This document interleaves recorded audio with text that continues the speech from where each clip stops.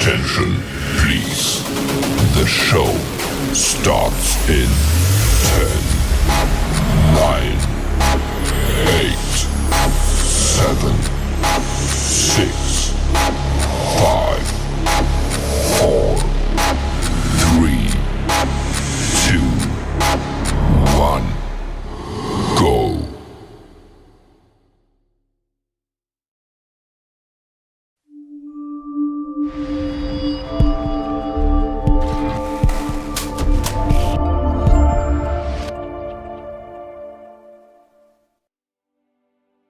What is an eponym? A person after whom a discovery, invention, or place is named or thought to be named.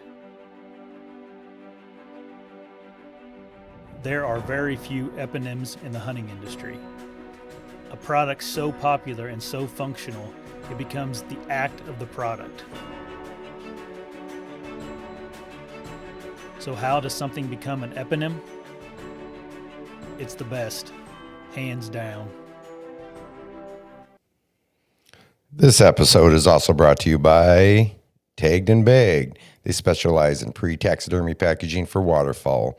Their mission is to provide hunters with the highest quality packaging products to ensure preservation of a hunter's prized trophy.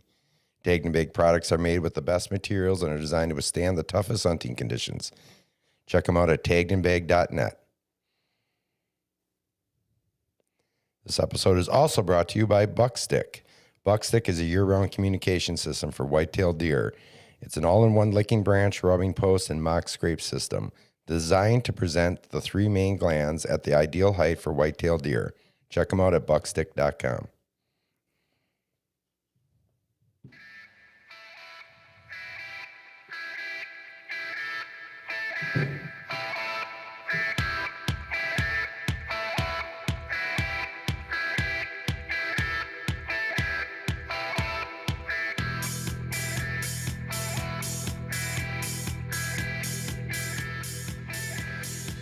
This is the part of the show where you normally hear Drew Biskobing, but instead you're just listening to this nasally POS.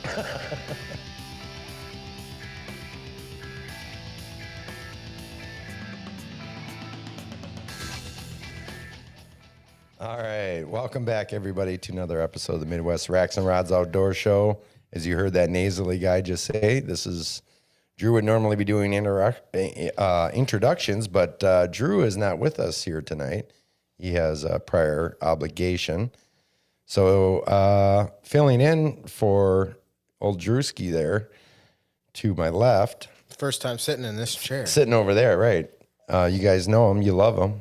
It's Brad Werwinski. What's up, buddy? How's it going? Good. How are you? Great. Really good. We're kind of a little behind the eight ball here. Normally we have a little more prep time, but yeah, we've been moving the show back a little bit to 7 o'clock until 7:30 because, it's we want to get done a little bit earlier than that. Is that when it used to start at 7:30? Yeah, we used to do 7:30. I like 7 better. I do too. So, and then to my right, your left, we have special guest Nick Behl with us tonight. How's it going, Nick? Pretty good. Thank you for having me. Awesome. Yeah, we're glad to have you.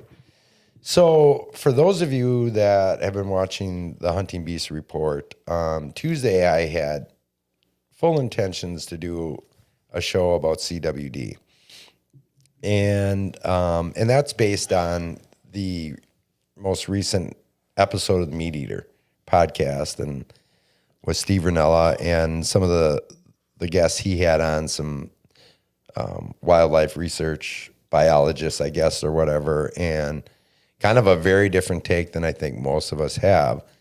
And I really wanted to kind of do a deep dive into it. And after finishing it, I'm like, you know what? There's a few more things I want to dive into. I know Dan Infalt and I talked about it on Tuesday, and he shared some of his opinions about the situation. And I'm just like, you know what? I'm going to give it another week. There's a couple other people I want to reach out to and get some information on, and or get some information from, rather. So we're going to postpone that one for a week. And we brought Nick on. And we've been wanting to do this episode with you for a while now. I think since like last year, we've been trying to work it out because you wanted to come on at the same time as Brad and that, and you've got a busy life going on right now. Well, I don't think it was so much coming on with Brad. It's just Well, it would be more fun if you get all three of us here together. yes, it would definitely be a little bit more of a riot. But I think we can find our own ways to have fun without this guy. But I think Old Tallahassee here. Yeah. yeah, Brad knows how to have fun. Yeah, that he does. So tonight I kind of titled the episode. What did I title it there? Drive over obstacles. Drive is greater than obstacles. And before we get into some of the stuff with Nick, I wanted to talk to Brad because if those of you that have been following Get Out and Hunt and the journey that Brad's been on this season, it's kind of a cool story and one that I never doubted for a moment. That's right. Yeah, you met me the first day I set that bow up. Right. At the range. Well, I met you a long time ago, but I met you out at the range to help you. Right, film you met it. me out there, and that was my first day learning how to shoot with my mouth. Did you see him shoot that? It's pretty wild. Yeah, I just showed Nick before we got here. Yeah, I filmed that stuff out there at the range with him. But as far as the actual hunt itself, no. But let's get everybody caught up on what happened here. So you tore your bicep. July 2nd, tore my bicep tendon off the bone. July 22nd, I had surgery. And then basically, they say 4 to 6 months recovery time. I had a 2-month checkup, and he said, you can lift 15 pounds and all that. And I'm sure I've been overdoing it already anyway. Back to work this week. And Right, with your job, yeah. We moved a hot tub today, lifting it. Oh, my God. But, so I'm still on a 15-pound weight restriction, and I don't have almost full mobility. So, honestly, I'm hoping by late season I can start shooting my normal bow again. But okay, so that happened. And how did you do that, by the way? Lifting a backside of a boat up. With the motor and everything on it? Trying to scoot it over and work on it. Yeah. So it happened, and then right away I knew what happened. It just popped. So what hit you? When you knew like you messed something up before you even went to the doctor, and then obviously it was pretty painful. It just popped, and you have right. I couldn't move my arm. Yeah, it was excruciating pain. So outside of hunting, your livelihood, your business, and that is completely. You're using your arm in that you every single day. So what were you? What was the first thing? Was it work, or was it like, probably hunting. I'm not going to shoot a bow? Probably hunting. I got a call from this guy, and he's like, "Oh, you're never gonna believe what I did to my arm." It's like, no. All I could think, my first thought was hunting. I'm like, oh, he's got to be just in shambles. To be honest, that's what I thought. I knew right away I wasn't pulling my bow back for, you could hear it for 4 or 5 months. Yeah. And, is his audio okay there, Luke? Do you want here? Pull it just a little bit closer. So you can pull it down. I think too. day 2. There you go. When I was still I was on the couch flip that up just probably a little bit. There you go. a good 2 weeks. I was basically just really trying to not have pain anymore. And, right. But then I just dove into learning how to shoot with a mouth tab, which a few guys have done, like Remy Warren and a couple other. There's a Olympian shooter that's only got one arm, and he had a bunch of videos. So it was really only like 2 guys that had actual stuff you could learn from. Yeah. So it was kind of cool to set it up. Well, you had sent me right away some videos. You texted me some videos of you just shooting in your basement. Like, dude, check this out. Yeah. I was watching some Remy Warren videos. Yeah. So I set up a youth model bow, which is very adjustable from, it's like a mission. Right? Yeah. So I could set my draw through about 3 inches less. Mm-hmm. And then I could slowly work my poundage up, getting used to it on biting it. And I started at like 15 pounds, and that was kind of freaky. But then every day I would just crank, good quarter turn, and all of a sudden it's like 45, almost 50 pounds now, and it's super easy. Luke, can you just pull up that video there? And that was the second day there. That was second day of shooting, I think, or something like that. Yeah. And I did it like every day. I still been shooting. Whoever filmed that was pretty cool. Yeah, did a good job there. But yeah, and then now 2 months post-op, I had a bear tag. I was ready to kill a bear, but ended up passing one, a small one. Yeah, which I would have felt pretty bad shooting. It was a 2-year-old bear, probably sure legal but small. Yeah, there's a good look there. Go back to that one there real quick, Luke. It kind of shows that mouth tab there. Yeah, it's a piece of dog collar. I just bought like a $4 skinny dog collar because it was already sewed. And then I just snipped it off, and then it can be just put on your D-loop. So your first shot, like... the first shot was that I went to Wicked Archery. Okay. And I'm like, hey, I don't know. He's like, what the hell are we doing? I'm like, just... I grabbed the mission off the wall. I'm like, hey, let's quick put this sew it on. And then I'm like, crank it down. We'll find I took some time to find where I wanted my peep. That was the biggest thing. Once you get your peep set perfect, you're shooting good, because it's almost like you can shoot better than, kind of lined up, because you're constantly in the same spot, and like where maybe you might screw up a little bit with your knocking point. Right, and we talked about that. If you guys check out Get Out and Hunt, the videos are on there, and we talked about that in that video. It was all about, because you were consistent for a little bit there, and then all of a sudden you weren't. But it's all about, it's learning differently, because now you're just lining up different. Where that peep is, and because you were like, all of a sudden you had a couple that were a little bit off, and then you're like, but you realized really quickly, I'm like, oh, I'm doing something different. Because how much of bow hunting is muscle memory in that? Now you're doing something completely different. You're not holding and drawing. It's kind of a two-way motion.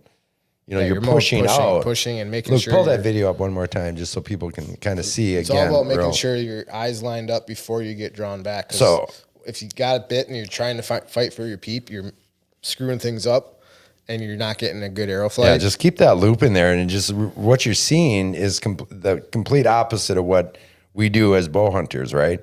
You're already out there and you're drawing back, right? It is kind of a two-way motion in this. Yeah. You're not going like this. You're not pulling your head back. It's all you're holding, and now you're pushing out. No trigger panic? Not really. I guess you can't really have it, yeah. But... So opening weekend, I went out on a kayak trip, which was awesome. I got all this film that's going to come out soon, and that's going to go on a new series on the Deer Hunter podcast YouTube. I'm going to put that on there. Nice. And I'm going to just kind of show the story.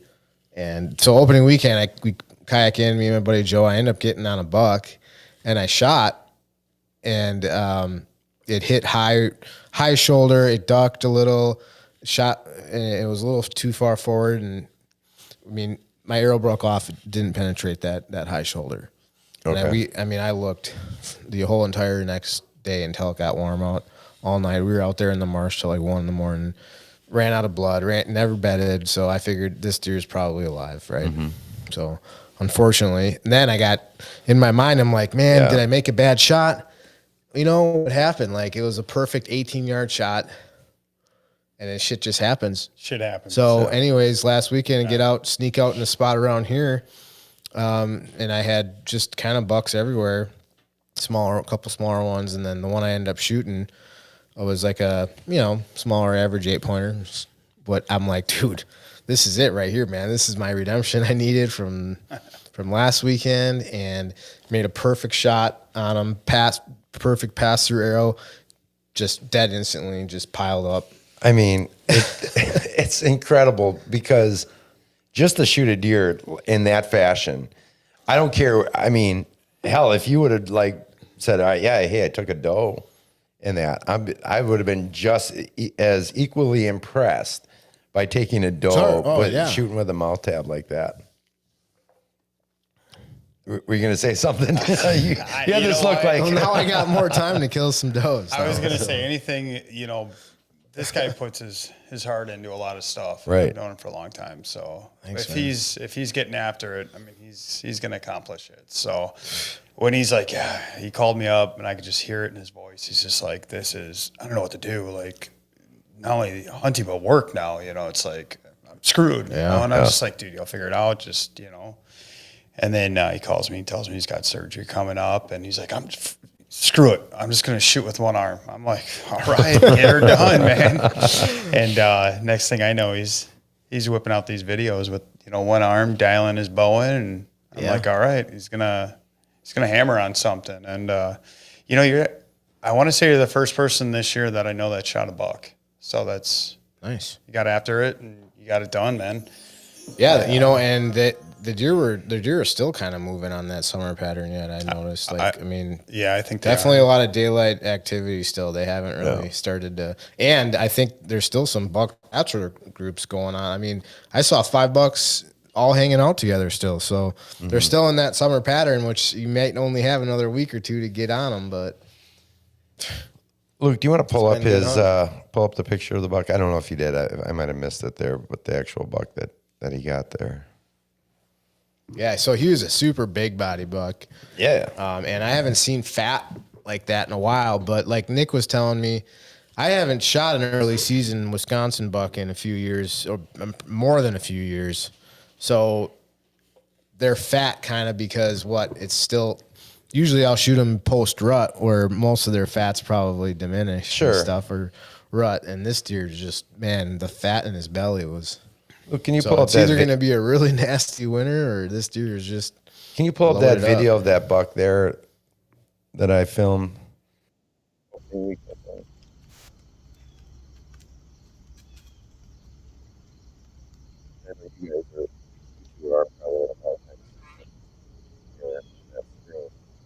As he walks,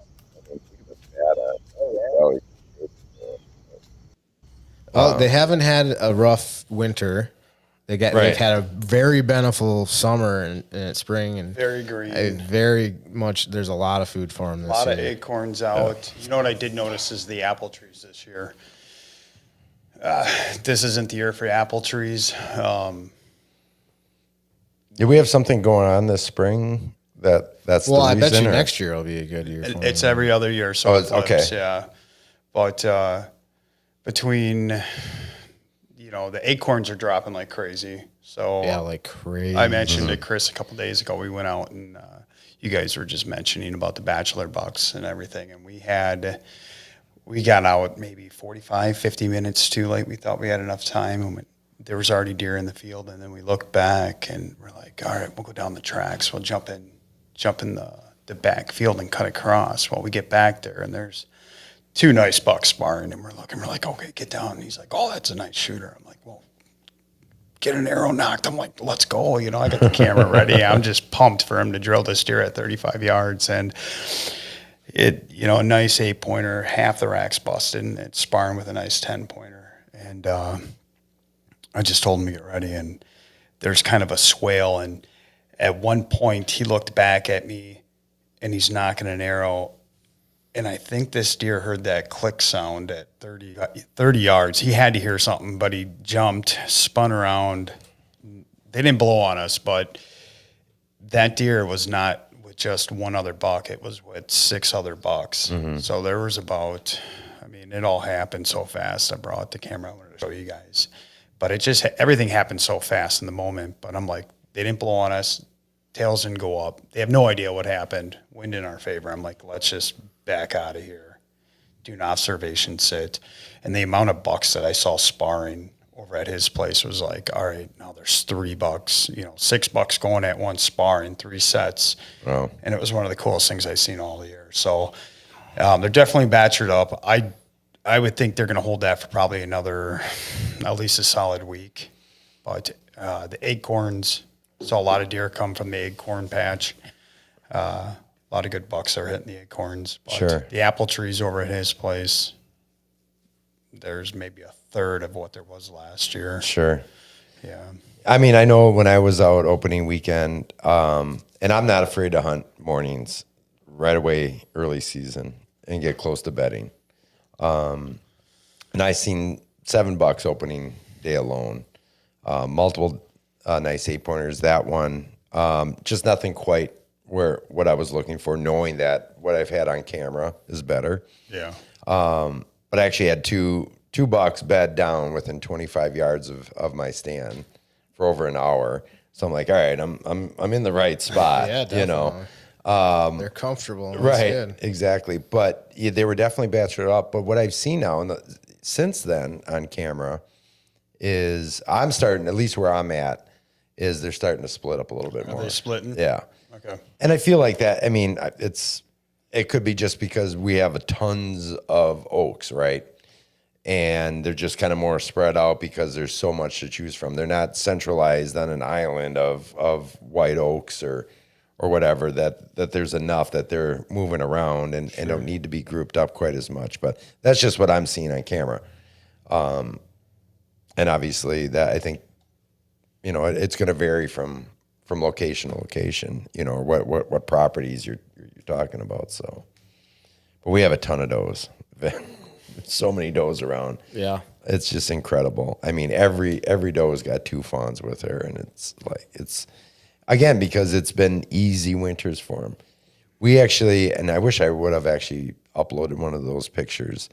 My buddy Mike was hunting on the other side of the property, and he had this fawn come up that was this tall, and it looked like a June fawn. Late bloomer. I mean, I'm trying to do the math, and I'm like, I don't even know if that was December when that doe was. You know, those are the best eaters. Yeah. Well, I know. How's that? I know a couple guys. I know a couple guys that's. Well, I right ran there. into one like that during gun season once. That's small. And I was in the Northwoods. I'm like, this deer's dead in the next few days if I don't shoot it. Yeah, I mean, I don't even know. It could hardly even stand up. It was really cold that morning. I was sitting, and I'm like, I just need to take care of this. And It wasn't that small. Though, it had was spots. Well, sure, I understand. I'm telling you, this thing was. He said he saw something moving in that, and it was so small. He's like, "Oh, is that a coyote coming?" Yeah. You know, that's how small this was, and then he shot the picture out. I mean, I'd pull it up I'll show you after the show because nobody's going to be able to see it anyway. The fawn or the doe was off to the side. I said, don't shoot that doe. Like, Yeah, sure, don't shoot like that fawn ain't gonna make it. You know, the best chance that fawn has of making it is if we leave that doe alone. Yep. I don't know. How do you guys feel about shooting does? I've never necessarily been opposed to it. I just struggle a little bit more as I get older. I mean, I think it's great. I mean, I love them. They're part of the food chain. Right. They're there. For me, I mean, here's the thing. If I'm going after a buck and I got a target animal that I've had eyes on, I mean, it could be a 140-inch 10-pointer. I've passed on them before going after one buck. It's like I get meat in the freezer other ways between elk hunting and everything else. But I mean, I'm totally not against shooting does. You need to harvest those does. The problem is a lot of these guys don't shoot does. You know, that's not the thing to do. Like, you're going to screw up you're going to push bucks out of here. Well, no, actually you're going to bring bucks in. You harvest, you got that buck to doe ratio. You want that balanced out. And a lot of these guys that own these 100 acres or 500 acres, they think they shouldn't shoot does prior to the rut. Well, it's kind of asinine because when you think about it, you drop that doe number, those bucks aren't going to technically leave.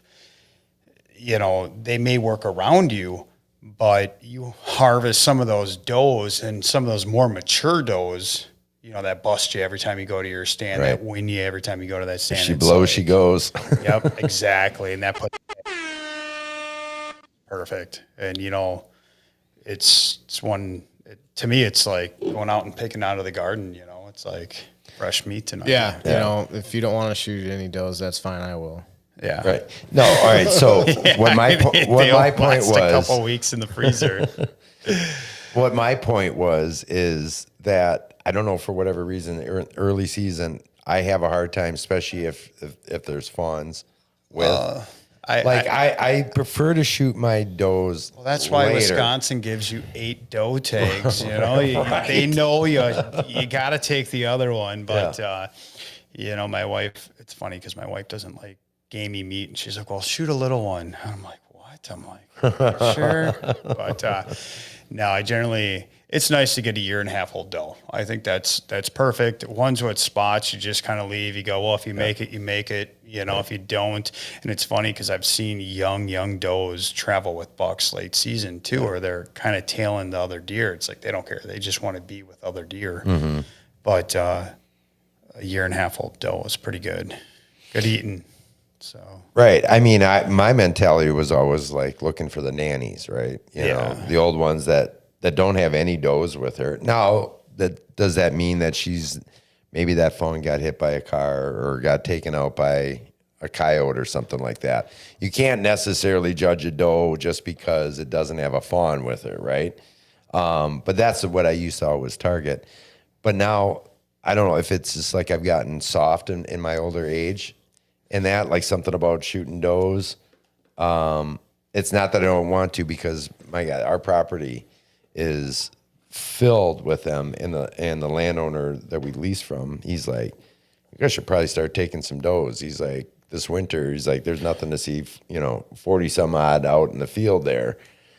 Now in the winter, how many of those are bucks too, as well, that drop. But yeah, I'm all about it.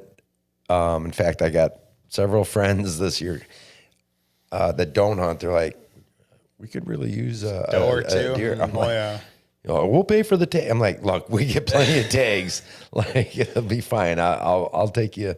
I'll take some does just for you guys. So. To make it easier, I always had a rule of thumb. It's like, all right, you get a lot of does with fawns on the property, and it's like, well, whether I'm private or public, and I've always gone, okay, well, you get these groups of does where you got 4 or 5 or 6 or 9 at times, and you're like, you know what? I don't like to shoot a doe with a fawn or 2 fawns coming in, but if I get a group of does that are but bacheloretted. If they're grouped up and there's 4 mature does in there, I'm generally picking not the biggest one, probably that in between one. Sure. And you know what? That one's got a fawn with her. That was probably still. But her fawn will link up with the rest. Will go with the other ones, and you know what? They'll take care of her. Yeah. That fawn knows to stay with that one. Will she be crying the next few days? Maybe, but no, she'll live. Not at that point. No, I've killed does during gun season, and whether I knew the fawn was with them or not, where I've literally can't get out of my. Well, I mean, I could, but that fawn won't leave. He or she will just keep circling around. I've had that happen. And it's like, am I turning into this big pussy? Oh, yeah, I get it. I've had that happen. Like, I love animals and right. We have compassion for these things too. It's not, we're not bloodthirsty killers. Yeah. Well, that's why I brought up the fact it's like, even during gun season, if I can get a doe, multiple does coming in, it's like you take that 1.5-year-old doe, and if it did have a fawn, it goes with the other one. So it at least runs away with them, it stays with them, and it learns from them. And that's generally the rule of thumb that I've always had. And not only that, when I'm out there, if I don't have a buck tag filled, man, it's hard to drop does in some of the areas, because the majority of my areas, I have buck spots and I have doe spots. Mm-hmm. Right. And it's like, okay, if I'm in a buck spot and I got these does coming through, it's like, yeah, I want to shoot one once in a while, but it's like, I'm not going to do that. It's just hard. For me, it used to be a thing where I'd always want to shoot a doe first, like get the monkey off. Not that there was a monkey on the back, but just to like make sure you were really dialed in, right? Yeah, I get that. And like, all right, first deer I'm gonna take for the season, I'm gonna go ahead and shoot a doe. And if everything goes good with that, now my confidence is just built that much more that when that buck comes in, I feel good about things, and I'm going to be able to make a good shot. But you ever pull back on one and go, "Oh man, I'm lined up. Oh, all right, you got to pass tonight." Oh yeah, you just feel good about like I could have killed that deer. Right, you were able to draw back. Everything was perfect. All you needed to do was release that arrow, and you decide not to, and you let down. Yeah. You're like, "Yep." I do that. I tend to do that more on like smaller bucks. I don't Sure, know. sure. But probably a bad idea because sometimes they'll bust you and be like, you'll give them a lesson, you know? Right, educate them to start looking up in trees. I should have pulled up another picture too of this other 8-pointer that was just milling around in front of me, and a couple times he had looked up at me, but I just stay completely still, and he'd stare up, but then he'd just go back to doing his thing. He'd walk this way and then walk right past me again. I'm like, okay, you know something up, but I mean, it was a young buck, maybe a 2-year-old. Or maybe even a 1.5-year-old, nice one that he'll be a good one. But I'm always really nervous about educating a deer to learn to look up in trees. That's not a good thing, you know. Yeah, I don't think I gave it that much thought.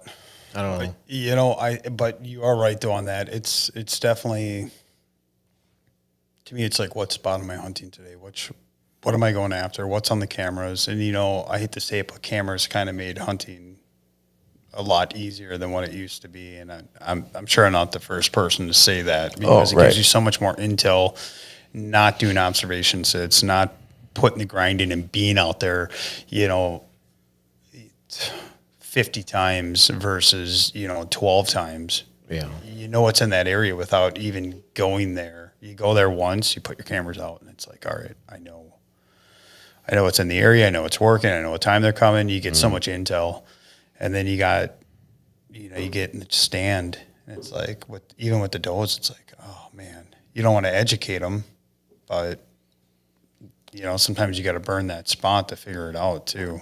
But I think there's something to be said about the cameras as well, though, that hunters rely too heavily on them.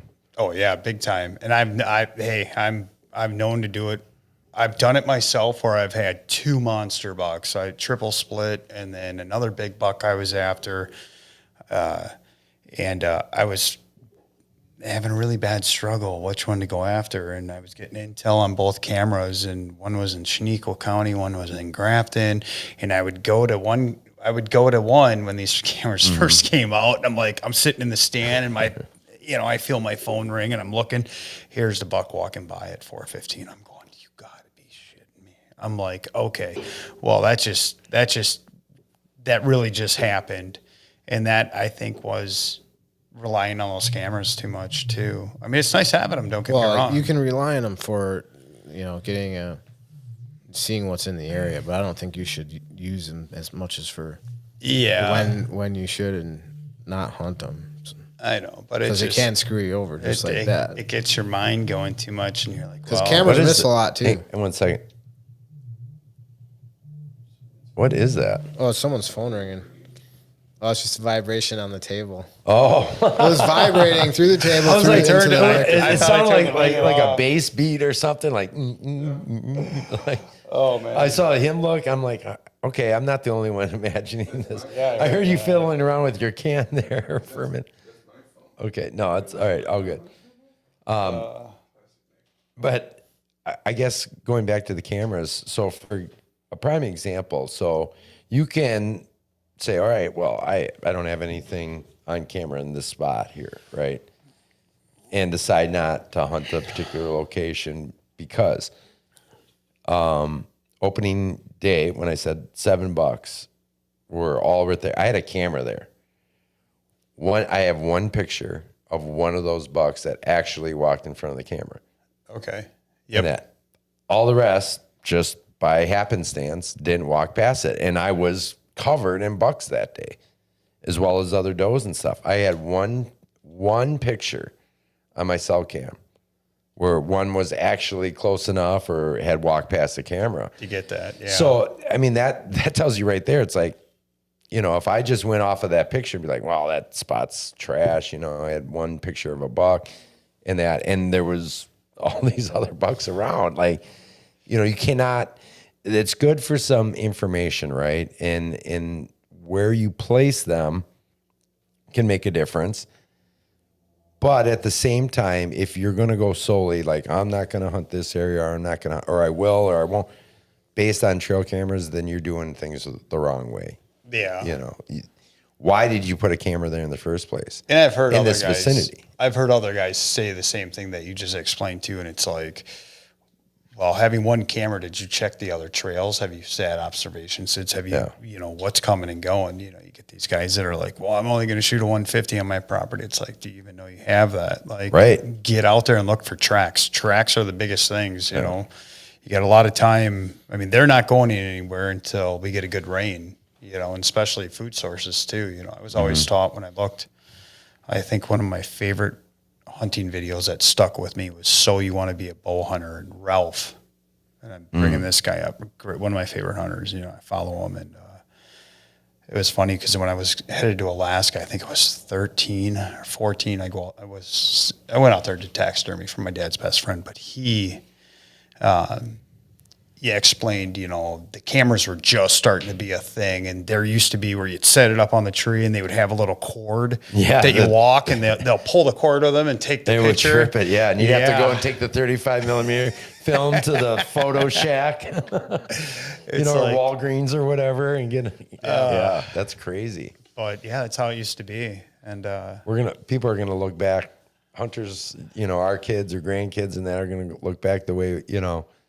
Like, oh, they had their batteries were so terrible, or they had to put solar panels up. I mean, there's going to be something that's going to be completely different, or we're going to revert back to maybe dumbing down some of the technology. My favorite hunts are still ones that I just dive into a big piece of running public gun, and I have no idea what's in there. Sure, and that's still the way I still prefer to hunt. Right. Like the piece that I shot my buck on Sunday is a private piece I have permission for, but I haven't had a camera running in there all year. I didn't know what was in there until I put a camera in there that day, but just to get some fresh intel. But I still like the best is just going out and not knowing what's there. Well, I think there's something to be said about that for sure. That's why I love hunting out of state. It's like, you know what? I'm going, okay, what trip you don't am I know what planning you're getting next? into. Exactly. It's an adventure. I think when I went to my first time in Montana, you know what I did? I just packed up and left.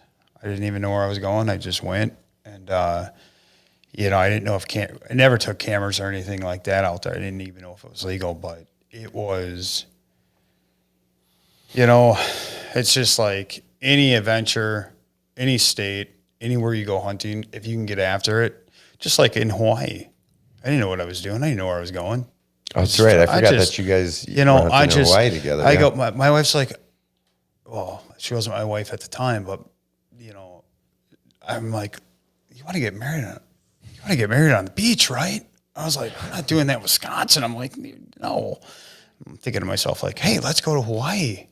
We'll go to Maui. You ever been to Maui? Oh, yeah. Let's, you know, she's getting all excited. I was like, tell you what, me and my buddy Rocky from out west here, we're going to go and we're going to do some access deer hunting. And I'm thinking like, all right, my fingers are just going, you know, licking my chops on these deer. I'm thinking, well, we got out there and it took us a couple times to learn it, but I put cameras out and, you know, anywhere you go, it's a blast, whether it's with cameras or not. You know, cameras help, but if I had to choose, I mean, I don't know. What do you think? You think how? I mean, your cameras. I mean, if they were gone tomorrow, I wouldn't give a shit. I might be happy. I like to put them out, like, because honestly, I mean, I like to see, well, what's going on. You know, you check your phone a couple times a night. I wake up at 3 a.m. and do that every night. I'm like, you know, I mean, it's different for guys that specifically have their own land that they hunt and that style of thing where they're, you know, they want to know, they got 40 cameras on their 100 acres, and it's different that way because I'd want to know that too. Yeah. And that's the way that they hunt, and I still use cameras a lot too, but I still prefer to. I think with outfitters, it helps a lot. You know, you can see what you got. Well, it's all part of maximizing your time. Yeah. Like for guys that work and have kids, cameras help because you're maximizing your opportunity in a smaller amount of time you have. I'm finding that out. So, I got a 3-year-old and now I got a 2-month-old. So I have to pick and choose my battles, not only with hunting, the states that I want to hunt, but with the boss. Right, and when we're in our hometown, just on a normal weekend, we want to go out in the woods. It's nice to know. So that's where cameras help us out. Yeah. But like, as soon as you got a week to leave, I don't care what's going on in cameras, Right. But cameras are great. But I still wouldn't give a shit if they were gone. Is there any cameras that hook up to Starlink? Because that would be, for like a non-service. Well, you could. that You would be just really run nice. a freaking 12 volt battery to your Starlink, and just run it. you have to have a Starlink on every one of your cell cams, so that would get a little pricey. Yeah, you might as well go pay an outfitter to shoot a deer then. Right at that point, yeah. I had a buddy of mine. He's like, "Yeah, we'll put some cameras up for moose in the middle of nowhere." And I met those guys up there this year, and I was like, "Yeah, I'm going to come up." I bought a new raft. I put a raft together. I built a raft off of Craigslist. Don't ever do that. It was a nightmare. I had to redo everything. I had holes the size of. You have one right there. It was nuts. But I'll tell you what, we had cameras out, and it was like, oh, we're seeing all these nice bulls. We're seeing bears and everything else. And it's like, well, then we never see them, because they just come through. Right. Keep going. That's, but it's nice to see what's out there. It's nice to wake up in the morning and just look at deer pictures. Whether it's small bucks or big bucks. It's cool. I agree. They're cool to have. That's the very first thing I do in the morning. Turn the alarm off and I immediately look and see what popped up on camera. And it's either and it can make or break your morning sometimes too. Like what the hell? Like nothing would last. And why are we so excited about what shows up on camera at 2 a.m.? Well, it's just how we're just wired that way. Yeah, Right, exactly. You just want to see pictures of deer, right? I got a lot of cameras on public land, and I got private property too that I work to be able to have the opportunity to hunt on them. And I have had You got to crack that right in front of the mic. Yeah. I've had some weird stuff show up on camera. I had a bicycle guy holding his drawers, running to go take a shit in the woods. And I'm just like, you got to be kidding me. And it's 20 yards away from the apple orchard. And I think I still have that picture saved. And then you see him like 15 yards from the camera, and he's kind of squatting down. He's doing his thing. And I'm like, at first you get really heated and boiled. And then you're like, you got to be kidding me. All you could do is really laugh about it. Yeah. And then, you see him in his tights just run back out. And I'm like, what just happened? I'm going to find this picture. So years ago, Chris Nolly had some camera out on some public land, multiple cameras. And he got this picture, and I have it saved. And I know, and all of a sudden it popped up like at some point or another when I'm like, here it is. And the other day I was actually trying to look for it. I should just ask him. But this guy, he's missing all of his teeth here in the front, right here. And he's got to be 70-some years old. Big white beard, missing his teeth. And he goes up and he's like, does this growly face, like right up to the camera, like this with all his missing teeth. And I'm like, I've been meaning to find this picture because I got to make a meme out of it. I'm like, I'm sorry, dude. If you did that in front of a camera, you're going to become a meme. I just laughed. Like, whether he was meaning to be funny or meaning to be an asshole, like he was pissed that this camera was in an area that, I've been hunting this spot for 50 years, like you get those guys too. But cameras are good. They're bad. I think we can survive without them. It's just another piece of technology. And then what next, right? Yeah. I mean, they're great, not only for hunting, but putting on your driveway or your house if you're gone. I mean, it's great security for a cheap price, really. Right. I was going to say, I got one on the camera at one of the shops, and all you see is, obviously, I want to see who's coming and going. But you look at it, and I'm like, oh, man, there's a deer. There's a deer walking down the driveway, and I'm looking like every day. Between 4 and midnight, there's a half a dozen deer that are just walking down the driveway. Yeah. And I'm like, well, taking the least resistance path, I guess, Oh my God, I walk every night in town here and the amount of deer I encounter. Just start feeding them.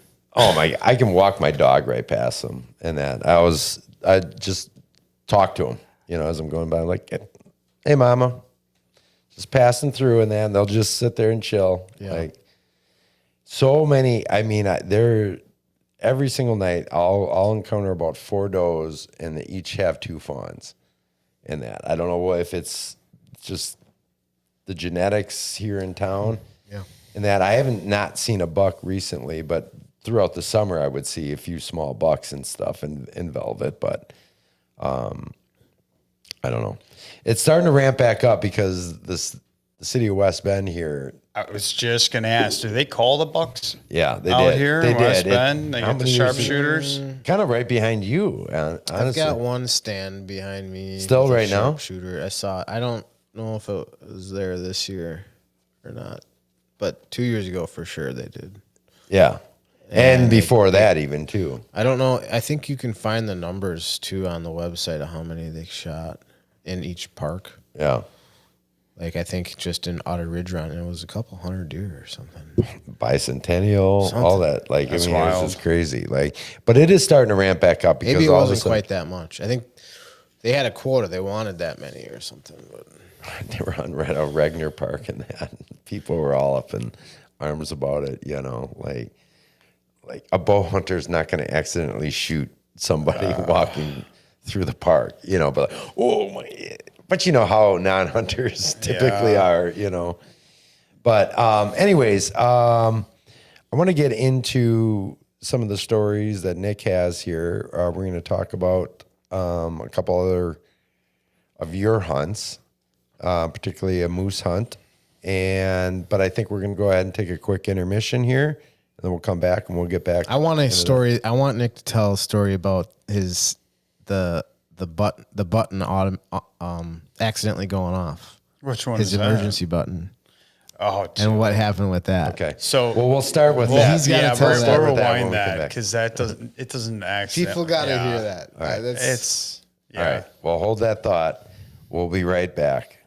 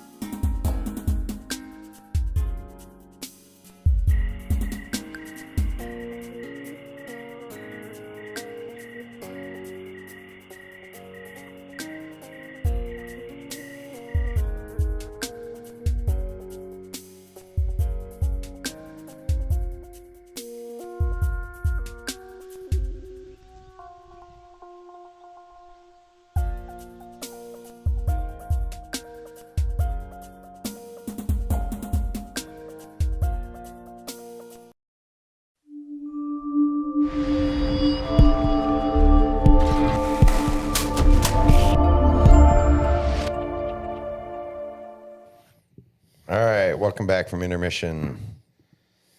Something we just have to do here because we've been drinking. Pee break. Nashville hot chicken soup. Oh yeah. Nashville hot chicken soup. Where did you even get that from? Sounds really good. It's delicious. It's from the grocery store. It's a local company called Campbell's. Campbell's. They make that. Right? Oh, so that was your lunch today, huh? Good protein, low cal. All right. It's a win-win. Is it real chicken? And in thank there? God for intermissions. Yeah, it's real chicken-esque. Nice. It's in the chicken Family. realm of chicken. Tessa likes it. They clean the filters Yeah, right. with that chicken and put it in the soup. All right. Well, welcome back, everybody. And so we were talking about cameras and all sorts of stuff. Is anybody hunting this weekend? Are you hunting? I might take Maddie, my daughter, out. Yeah. So maybe What else do you have planned for the season? I'm gonna run over to Michigan and bow hunt there for a few days. Meet a couple buddies out there, Nice. and then I'm going to still hunt for a rut trip. Me and a couple buddies do every year up in the Northwoods. I'm gonna run up there and film, shoot a few does, Sure. hopefully. You going to Minnesota this year? And then Minnesota, Yeah. probably meet this crazy guy out there. Put the hammer down on them. Yeah. It's a darn good time. It's a It is fun time fun. out there, man. And it's a little, we're in bluff country and it's fun. It can get rough. Yeah. When Get frustrating. are you guys but talking like for the gun season, the first week in November there, or It's their shotgun season. their shotgun? I mean, yeah. Well, they only have one season, so they split the state split, and that's going to change next year, I do believe. So what they're going to do is take the state, make it full rifle next year. This year is still shotgun, which I'm glad I didn't buy a 20 gauge, and switch that all up because take out the 300, But it's kind of nice having the shotgun because it's shorter. I mean, your distance is shorter. Right. It's a little bit harder, but I'm going to tell you right now, the amount of public land out there that I've found and the amount of places you could hunt. And good deer too. Great deer. And it'll blow your mind how Minnesota, delegates so much land to people that want to go hiking, hunting, fishing. And it's a great thing because you want a new place to hunt. They do they buy new stuff every year, which is awesome. And I haven't followed I live in Wisconsin, and it's kind of sad that for me, I haven't really followed Wisconsin public hunting as much. Because there's a handful of marshes that I love to hunt. There's a handful of properties I love to hunt. So I kind of go, okay, well, where's my next adventure? Well, Minnesota. And I think I've been on that train for what? Yeah, that's close. We're going on 10 years. I think almost 10 years, 10 years. It will be. That you guys have been doing that trip? Yeah. Not me as long, but he was before I me. started out, I called about 4 or 5 guys, 6 guys, and I had I bet you I called a half dozen guys or more, and they're like, yeah, we're going to go.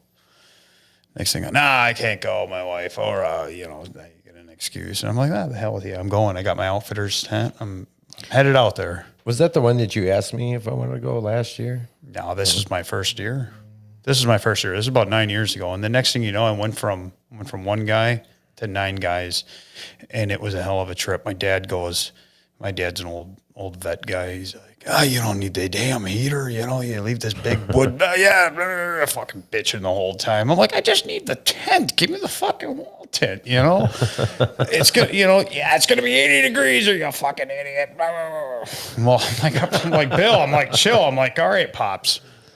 So I'm like, I'll leave it. And my buddy Chris goes, okay. We get out there. I think Saturday night it dropped down to about 35 degrees, and we froze our asses off. That's what happened. And Went from 80 to 35, just like that, eh? yeah, we had a buddy that had these.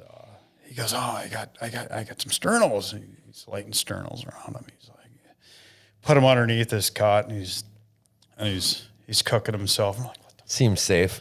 Yeah, we're like, what the hell is he doing? You know, we're like, all right, but I mean, kept him warm, but we had a damn good time, and the people out there really, you know, you get a lot of good people and you get a lot of bad people when you go out on public land.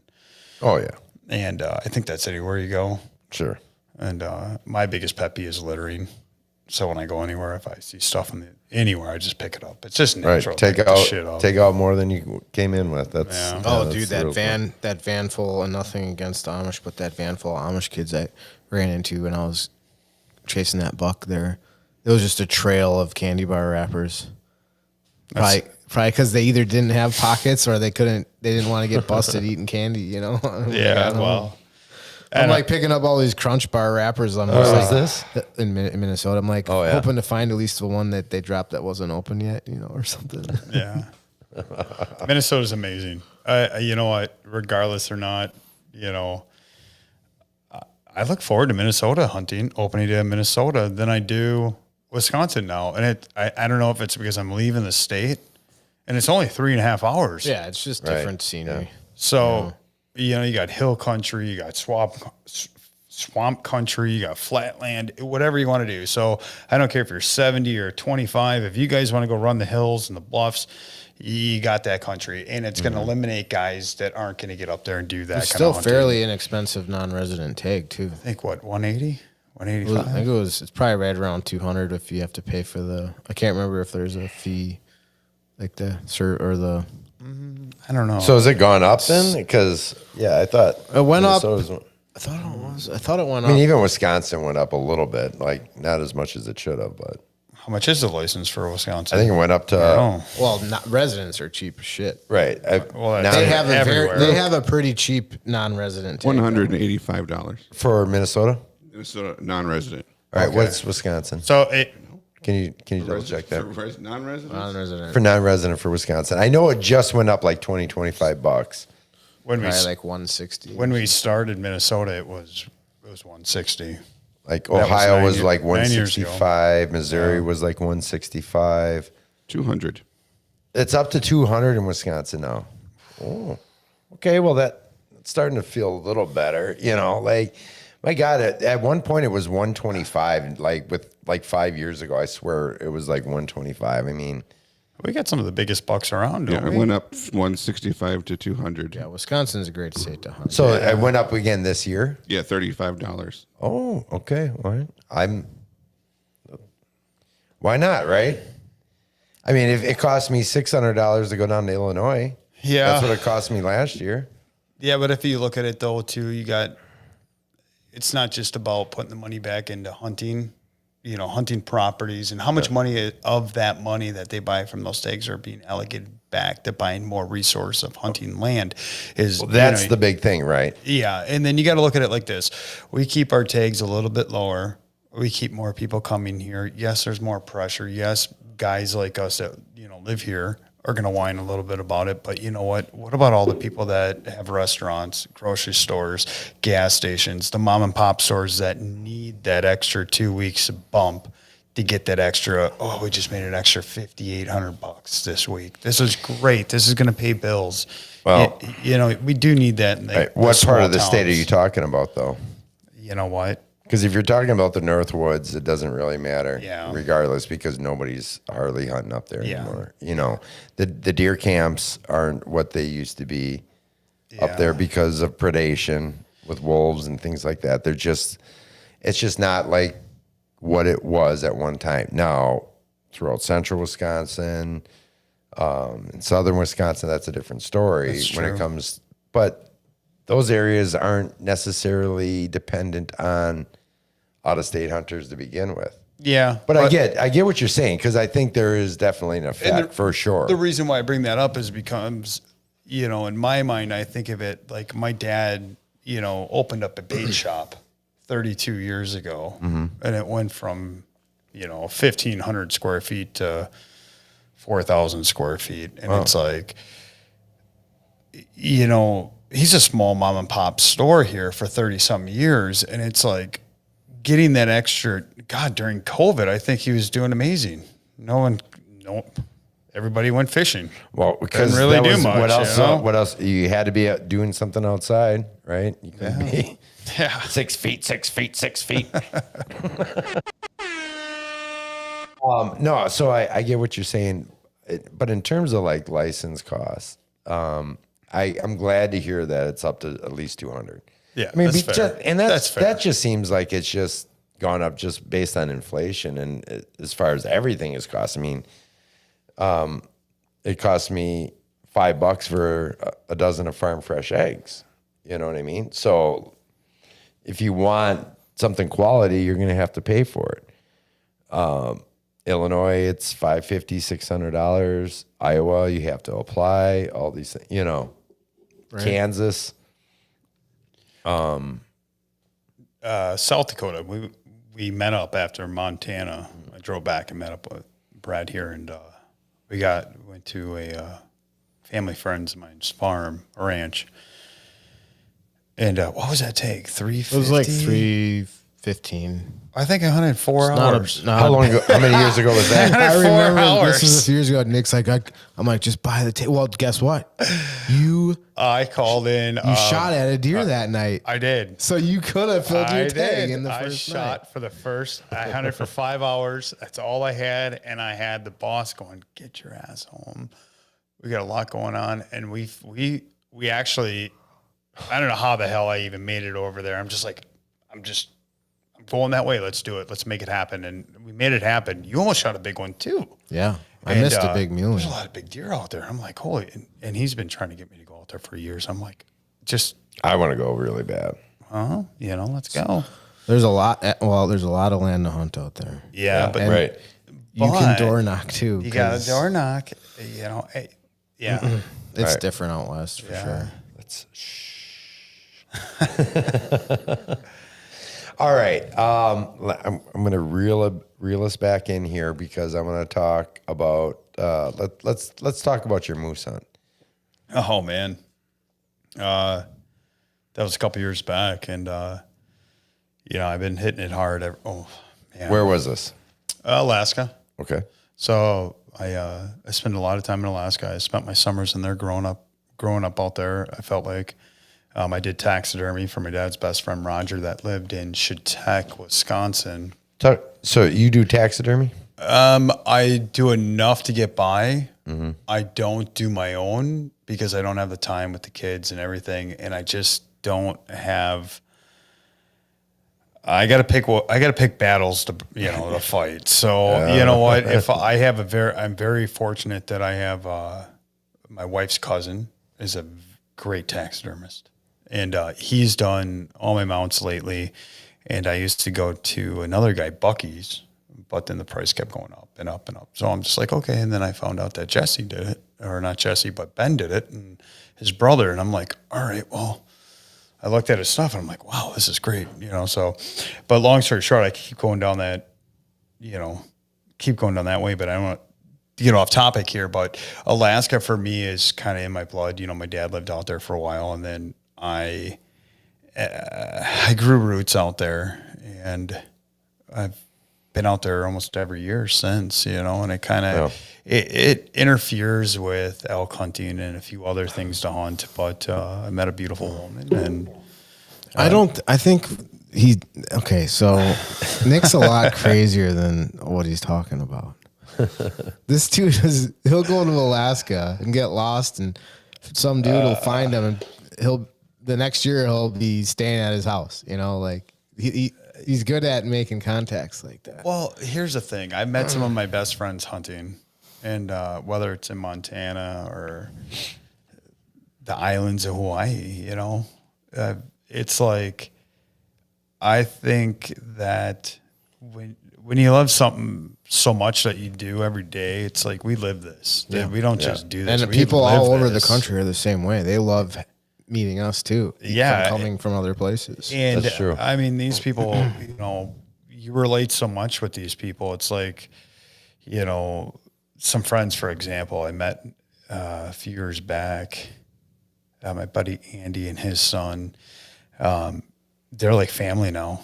They are family. It's like, if he called me up and was like, Nick, I need you to fly out. I need your help right now. I'd be on a plane tomorrow. as long as things are kosher at home and he needed help, I'd drop what I'm doing. There's no amount of money or work or this or that.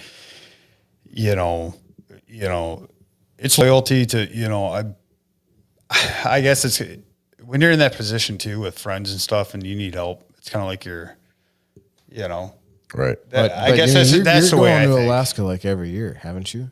I've gone I've been there every year since I was 11. And I know, I take that back. I missed 1 or 2 years, and I'm 38 now. I didn't go. Well, I went this year. I spent a lot of time this year moving stuff. I'm building a place out there, home out there. And Oh, wow. it's, everybody's like, they got shipping containers or the, hunting gear, and I got outfit 10 guys. It's like, but I met my buddy Josh, good friend of mine. I met in Texas hunting. He was one of the outfitters, and we just got, we're shooting the shit. And I was like, why do you want to go to Colorado, go elk hunting? I'm like, go to Alaska. You get chased by bears, like fucking go somewhere you can get lost. No one's going to find you. And then, I'm like, he's like, oh, really? I'm like, yeah, I called him up the next year. I'm like, let's go. He's like, all right. He goes, I'm in.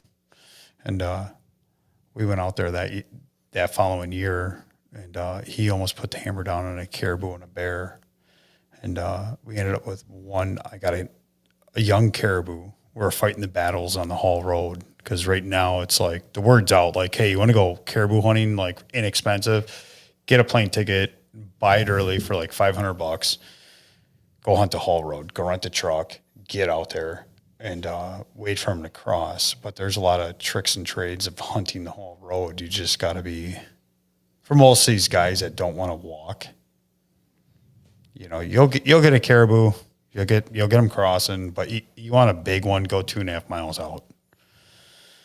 But I think Well, tell us about the moose story. the moose, the moose, man, I go down these rabbit holes. And I can get lost. I go down these dead ends, but get on a different. We should have topic. probably talked a little bit less about trail cameras. I think that moose brings me back to what you were saying. Like, I meet. We got the picture up there. Oh yeah, I sent. Yeah, the moose that the guy burned the damn antlers on. Yeah, that's a whole nother topic. I don't even want to get fired up about that. This guy's 50-inch moose. He's got burnt, charred. 61. Whatever. Yeah, well, long story short, what you were saying about some of the guys that I meet out there, Tex and I call him Tex, Josh. We were hunting this one area, and it's a great area. And we met a group of guys. I'm like, oh, we're sleeping in the back of my old truck, and he's like, what? He looked at me like, oh, we're nuts. And I said, well, he's like, stay in the camper. He's got this huge camper. He's like, these guys are eating steak and we're hunting in this one area. I'm like, all right. So we started drinking with these guys. Well, became very good friends with these guys, stayed in touch with them, hunted hard. That night we partied. We partied pretty good. We had a few beers. Cody shot a really good moose. He goes, I woke up and I saw 5 different moose in this valley. And he goes, I just shot the closest one to me. And we went down there, Tex and I, we quartered this thing out, whipped it up real quick, and we, got in. It's nice when you got more than one person hunting moose, because when you're by yourself, it becomes 9 hours, and then you're like, all right, now I got to start packing this thing out. But that leads me to the following years, a couple of years later, we went out and we went up a river. I'm not going to say which river. I call it, The river. The river, yeah, Snake Creek, I don't know, whatever. But we went up this river and we went with his father-in-law, and awesome guy. He's freaking good shit. Became really good friends with him the last few years, and he inspired me to build a boat.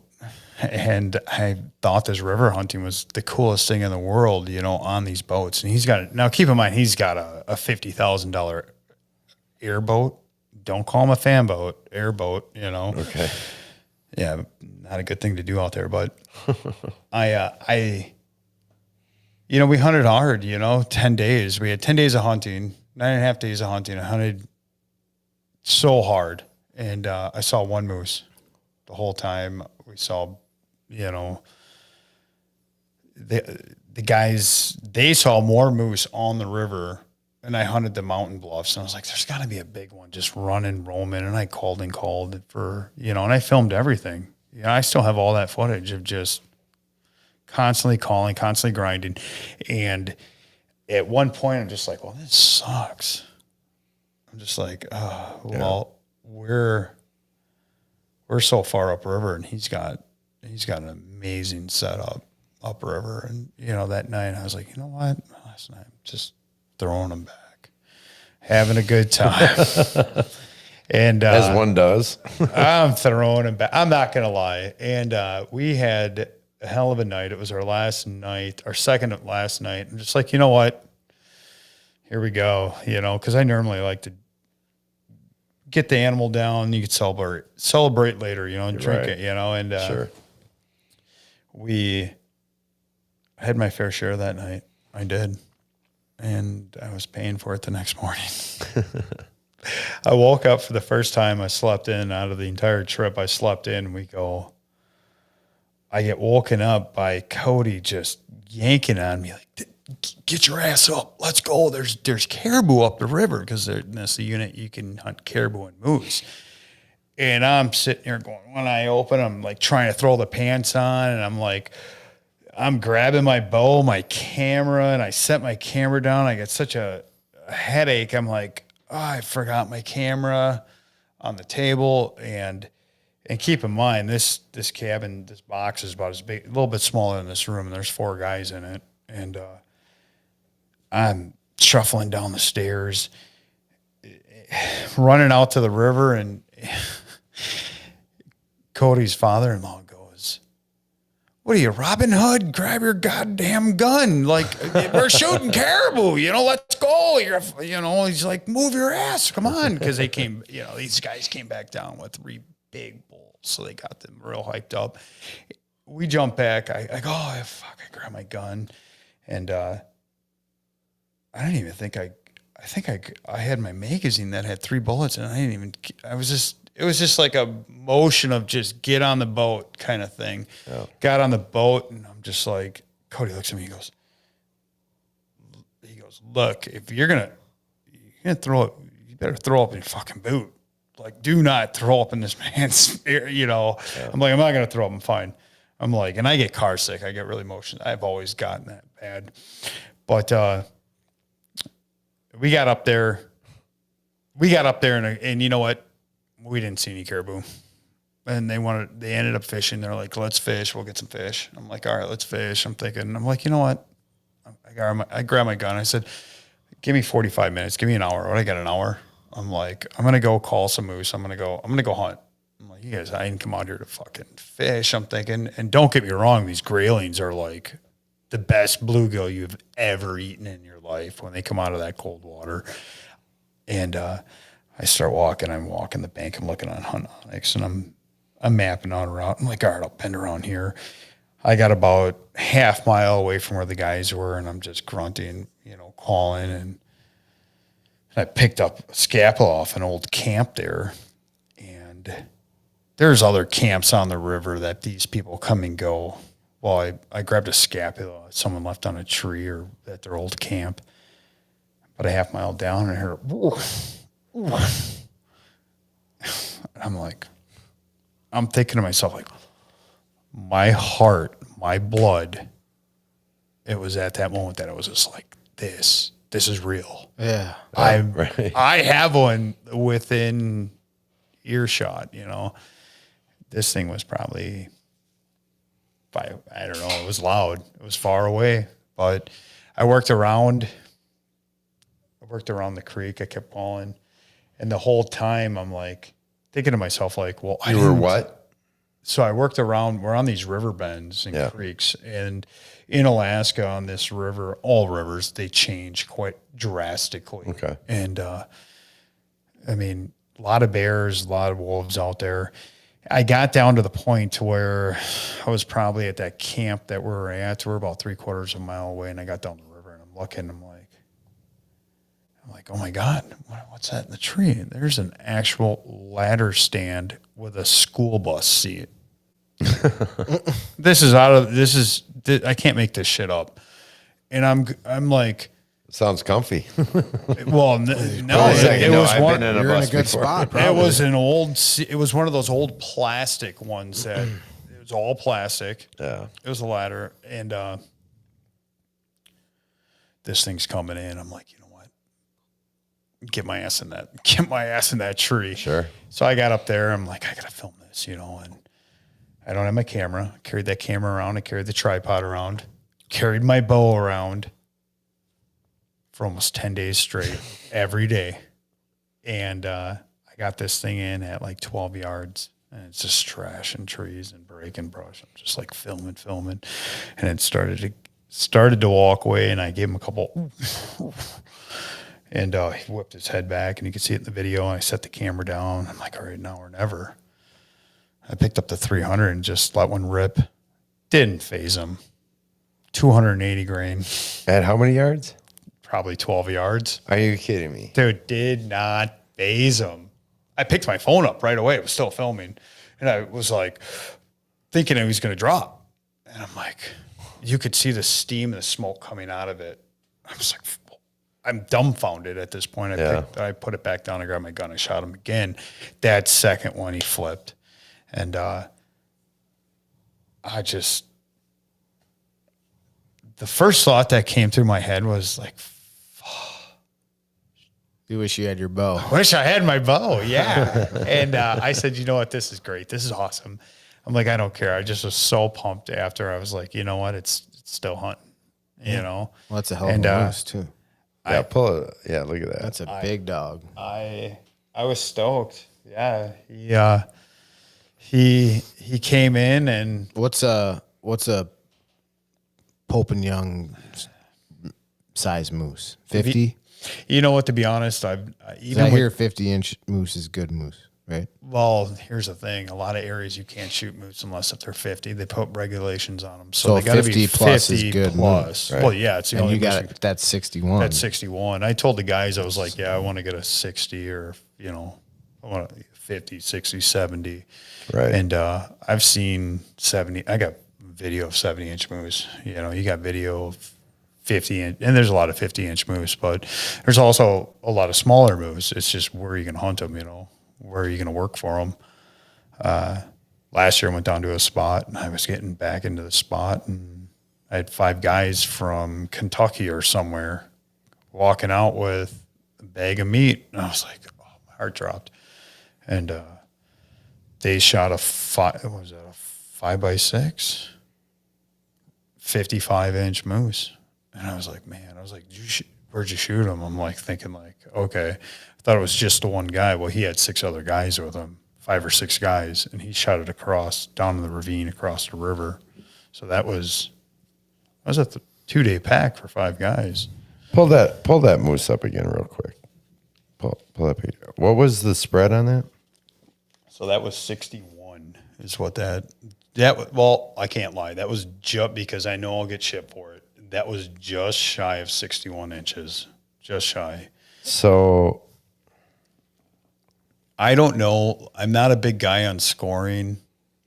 I mean, to me, when I go after whitetail, I look at mature bucks.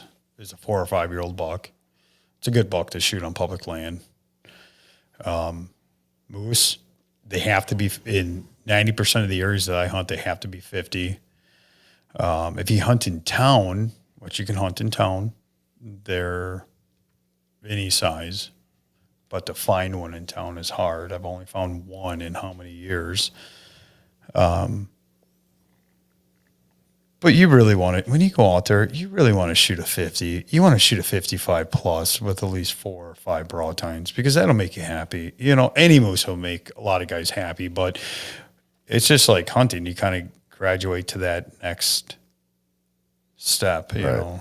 But the reason why I asked is because Dan and I earlier this year had Stephen Morse and he holds the state record for Maine, for northern Maine. Okay. And that was a 51. Okay. So what I've noticed a lot about other areas. 31 point. Okay. 51 inch. I can't even tell you how many. I mean, I would have to look at the pictures and count them. I don't remember that stuff. But Maine, they're a lot smaller. Yeah. Canada, I think they're a lot smaller. You look So at some of Alaska these, is Nova Scotia, they're a lot smaller. So Been through there. Yeah, you got to get out to Alaska. You want to shoot a big moose. I mean, you want to. That's You can't walk on public land in Nova Scotia right now. They give you a $25,000 ticket. right. Are you serious? Yeah. Why is that? Fucking lip. Oh my god, man! It's legit. You're allowed to say Why it is on this this? show. They were given a guy was anti their policy. Goes to the police station and he says, "I am about to walk into the woods." Yeah. So, and they're like, "Well, you can't do that." They banned people going outside. The government gave him a $25,000 ticket. Is this for? I mean, They're just crazy, man. that's unbelievable. I don't know what it was all about or whatever, but Yeah. about what was it about the fires? Luke. Yeah, it was the fires. Yep. Yeah. So they didn't want anyone going out. Nick and I were bear hunting. Outside. Because they were afraid of starting more fires. Nick and I were bear hunting, and we had a fire in Alaska. It started at 500 acres and went to like 55,000 acres. And You know the camera's rolling right now, right? yeah. You're like, are you sure you? Well, that wasn't us. We flew in. it We wasn't flew in. They were, in Kenai, and this is years back. They were letting it burn, and the guy comes on the announcement. Yeah, we're letting it burn. It's good for this and that. Well, in some ways it is. It very well is. Well, the wind draft changed and burnt like 55,000 acres, and we get There's down. millions burning in Canada still. Yeah. Like, it's ridiculous. It's good though. I mean, not Great for our health down here. yeah. Well, no. What I mean, you know what I mean. It's Yeah. it's good for the wildlife, but you guys want to shoot a big moose, you got to get in Alaska. There's a lot of good places. I don't want to start naming. I always thought it was Canada, right? I mean, I assumed Alaska too, right? Yeah. I mean, but I always thought, because that's always been. Well, I'm sure the northwest part of Canada is. Just ask Sure, you got to ask yourself, what do you want? What's your goals? Like, I just want to shoot a moose. Like, I just want to shoot a moose with a bow. you don't care Like, how big it is. No, I mean, I do to an extent, right? But Everybody wants to shoot a monster moose and put it on Right. I'll put it above their mantle or this or that. But trust me, my ceilings aren't tall enough to even put it. I'd have to put the its chin would be down about right around this height. A lot of whatever guys is are in my getting house. lead weighted mantle things. They're putting them on that. Like they're, 3 feet off the ground. They bolt them to that little Sure. wooden frame, put them in the corner. And regardless of any of that, I just think the experience. That's I want amazing. to be out in the wild and hear moose. Yeah. It's different. You I'll tell know, and encounter that. Like, to me, is just that's a dream. That and New Zealand. honestly, I think if you really want to feel alive, you go into bear country and you go hunt moose by yourself, Yeah. and your ass is puckered for about the whole time you're Want there. to feel alive and this close to death. I had a bear pop up behind me while I was eating lunch last year, and I look over my shoulder, and at first I thought it was a caribou because I'm like half blind, I can't see shit, and it startled me, and I took a second look. I'm like, oh, caribou, and I got up and I looked at it again, and I'm like, that's a bear 80 yards from me swimming at me, from the river, but that's when you're by yourself, you got to always be on point. You're right. Yeah, especially when you're sleeping that close to the rivers too. Because I travel the rivers in these boats, and it's like it can get kind of weary. Right. I mean, the bears are there fishing. I mean, if there's salmon, I don't care. I'd rather hunt your 100 bears that are eating salmon. Right. Yeah. Because they're not. They're not. Yeah. That's not a hungry bear. That's a bear. That's. Yeah, I'm talking grizzly bears. You know, you get between, you got your brown bears and you got your grizzly bears. You got your grizzly bears that are 74 miles or 76 miles away from any salmon run or any big fish run. They're not, you know, the ones I'm worried about are the 2, 3, 4-year-olds that are, you know, scrounging around looking to get something to eat, that are getting the food because these bigger ones are pushing them around out of their area. So, I mean, when you wake up. And how big are those? I mean, I could show you pictures of pie plates walking 20 yards from the tents. Of the 2, 3, 4-year-olds. I mean, they're still 500-pound bears. Yeah. You know, and they're not dumb enough. They're not smart enough to know, like, hey, I should probably go this way or something really bad's going to happen to either me or him, you know. Sure. But last year, I think I probably had one of my biggest scares last year, you know. It just startled me so bad that I'm just like, how the hell did this thing sneak up on me? And we're talking a 500-pound bear, and it was probably 4 years old. I'm going, so, and I'm put pulling that in perspective, folks, here in the Midwest, that are, you know, like if you don't even black bear hunt, and you see a 250-pound black bear, like people like that bear is huge, and they over predict or presume that that's like a 350 and that's a 250. Now you're talking something that's even twice as big as that. I mean, because a lot of times there's a lot of overestimations and that, like, oh yeah, look at that. That's crazy. That's a 350-pound black bear. That's whatever. In bear reality, it's probably a 250, right?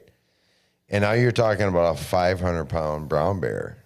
Like, yeah, easy. I mean, they could one swat you're in half, you know. I mean, I've gotten to the point now because I've been running these I showed you the new boat that I put together this past year. It's a raft, but it's a pretty badass raft. It comes out of Russia, and it's probably the best river boat you can ever buy. And, I mean, I'm running this thing in 2.5, 3 inches of water with 800 pounds in it. And, wow. I've gotten to the point where it's like, you know, you're pissing on the boat, you're shitting near the boat, and you're like, oh God, you're nervous something's going to come and like sniff, you know, get curious and sniff or chew, because these bears will come in and just chew on this shit. And then it's done. So I got to the point where it's like, all right, I'm not going back without electric fence around the boat because I'm out there by myself. And when you're 110, 130 miles back, you don't want to be pissing into the wind, because when you do that, you're screwed. You know, yes, we have these emergency beacons. Yes, we have certain satellite things to help us.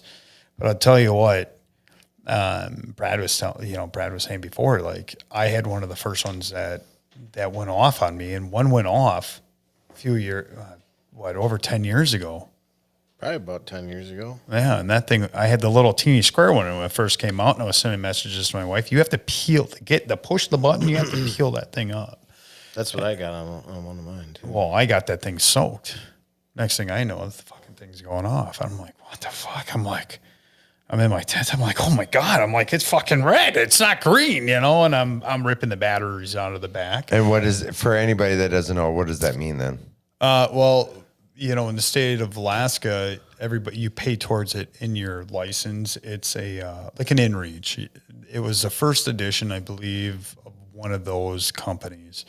And I had a little miniature one, smaller than the palm of my hand.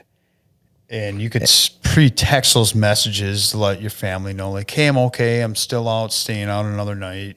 You could send those. Well, you could only send one message. Well, mine was, hey, love you guys. I'm okay, staying out another night. And or you can press the okay button, like, hey, I'm coming in. I'm okay. I'm coming in. Well, I got soaked. I was going through it was my second day out, and I got so soaked. I was drenched. And this thing was soaked. I was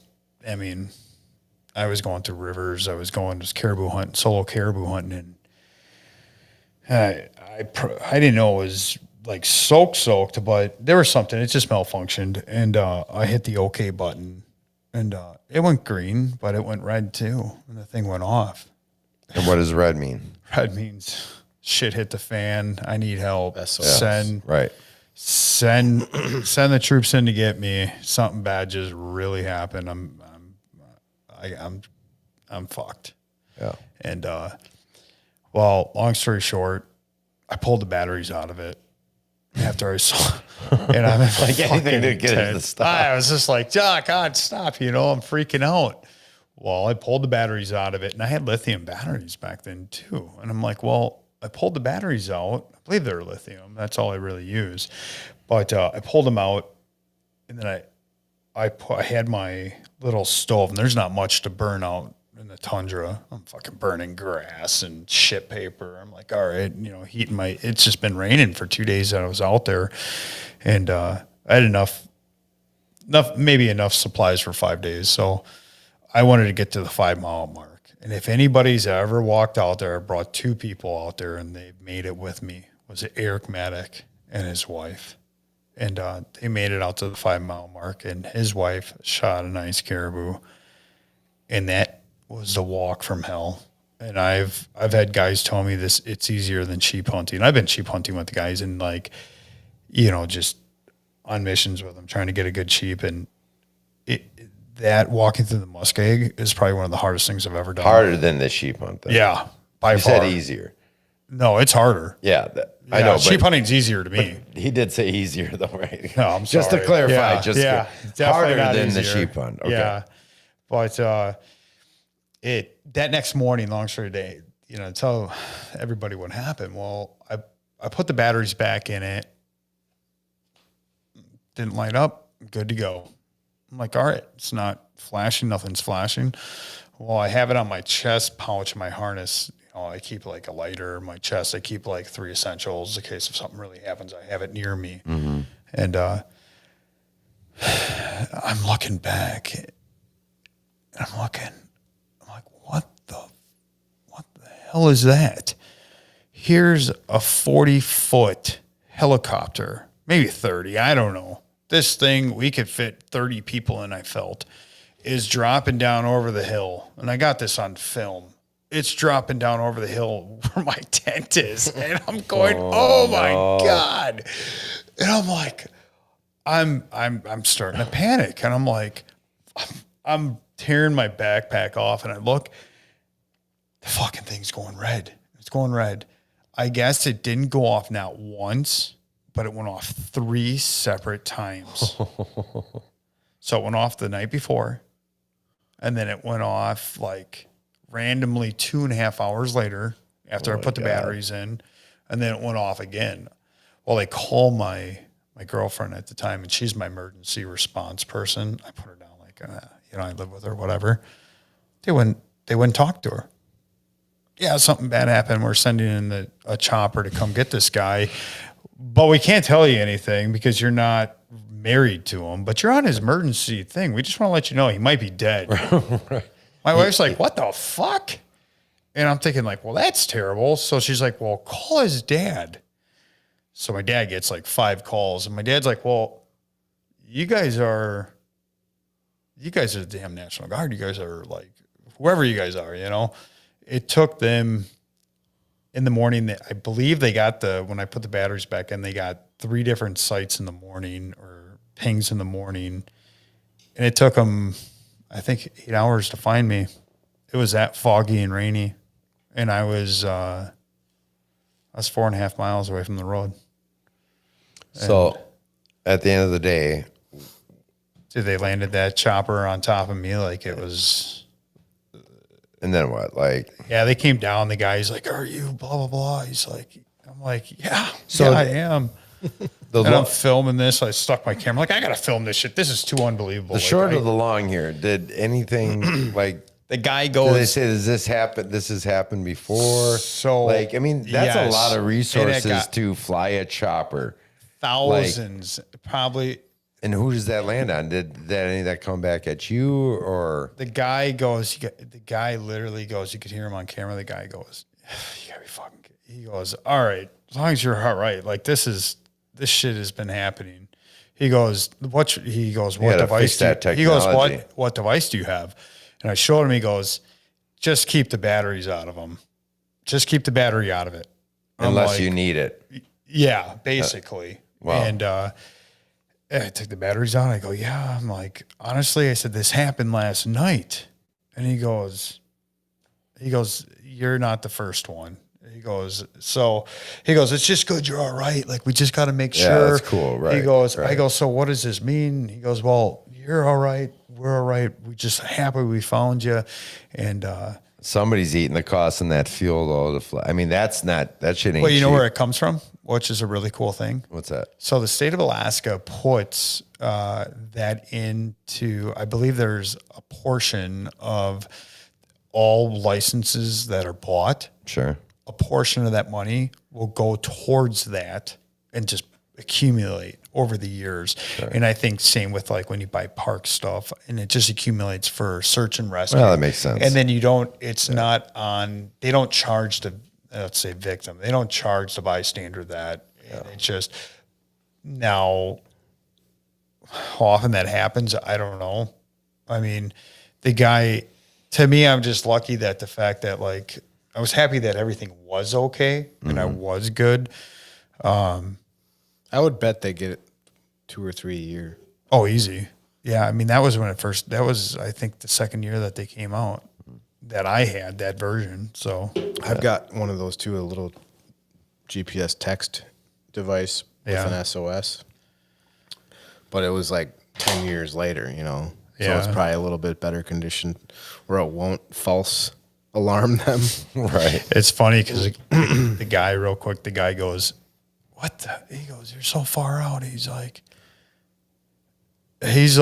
pointing that way without even telling me, like the caribou there. He goes, I check that. I check. I would get your ass closer to the road. I check just over there. I was like, all right, but without telling you, I'm going to tell you. But yeah, what you're saying as far as I haven't seen any caribou. Yeah. Nothing over this way. It was embarrassing as exciting all at the same time. So, well, it's good to know that those resources are out there. But as far as like the growth of the technology, I mean, it was a thing with iPhones for the longest time. You put it in your phone holder of your cup holder of your bag chair, and that like for whatever reason, it just the size of them, it would call 911. Hold the buttons together or yeah, whatever. Yeah, and it would call 911. It's happened friends of ours that happened to Rob 2 years ago. Police came down to his hunting spot. We're looking around for him off the Milwaukee River. I shit you not. He goes, the cops showed up. I was like, what'd you do? And he goes, well, I dropped my phone and my phone was on SOS and the cops showed up literally to the hunting blind to see if I was okay. Crazy. I mean, there's worse things, right? I mean, I'd much rather things work on a sensitive level than on a, it only works once in a while. The worst part about that? One of every 5, maybe. The worst part about that trip is I slept out there that night without a tent, and I was on some pretty big caribou. I just didn't want to get off them, and I got too far back. After they left, I got onto about a half dozen big caribou, and I didn't want to leave them. And I slept on them, and I slept underneath the sled I was dragging. And it was one of the most miserable nights I've ever had. I woke up to my waders frozen to my body, and I'm like pissing in my cup. I'm so fucking cold.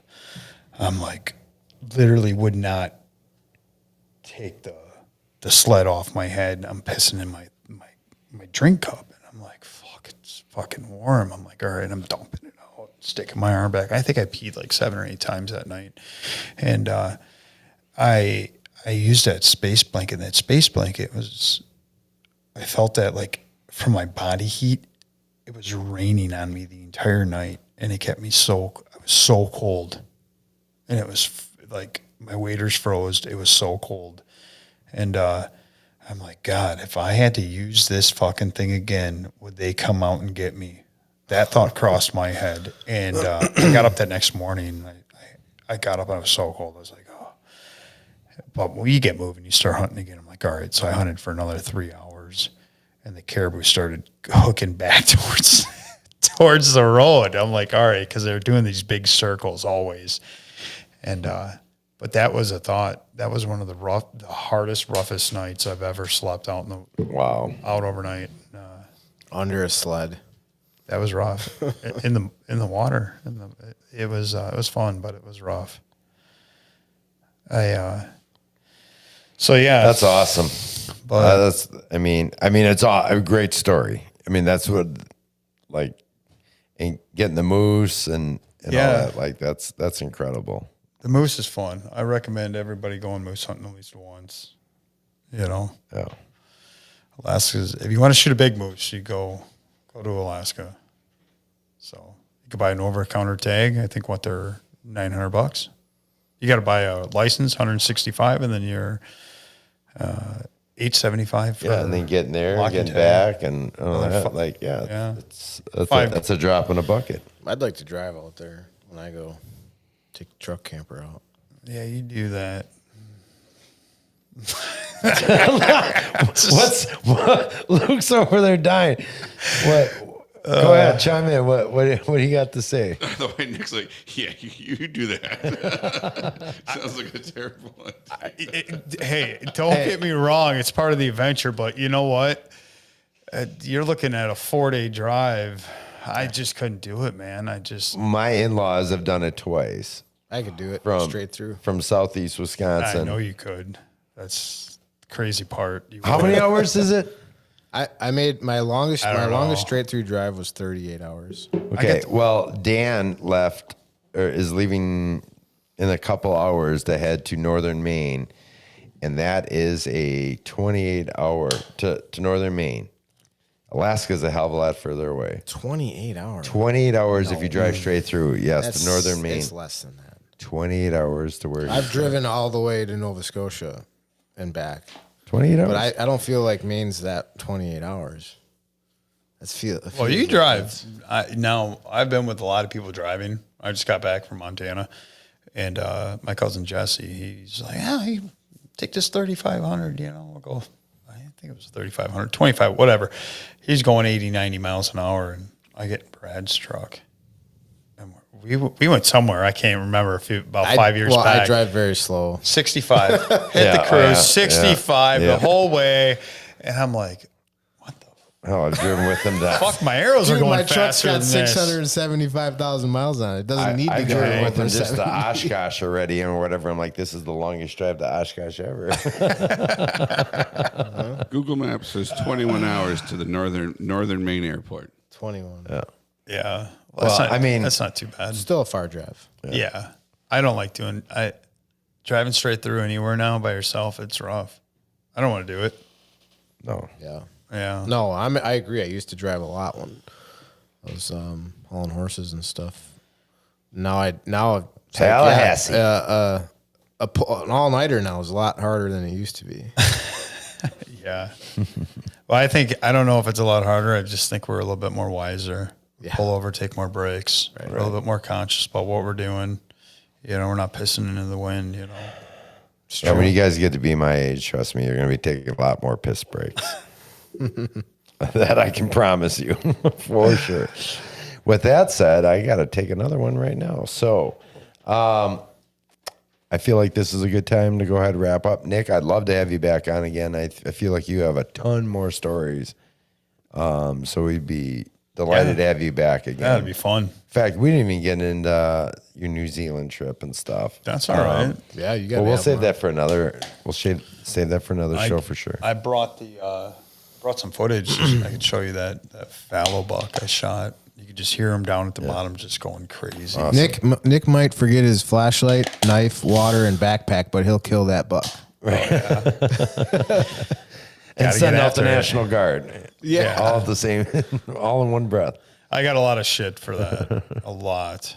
It still kind of haunts me. It's like, well, it's got to happen to somebody. And I guess I was a lucky guy. Yeah, I remember when that happened. I still have that one too. I show everyone, like, here's the one I had. You literally have to peel the side off with a crowbar and hold that button down. Yeah. And I'm like, I showed the guy and he's like, well, no. He's like, this happens more than you think.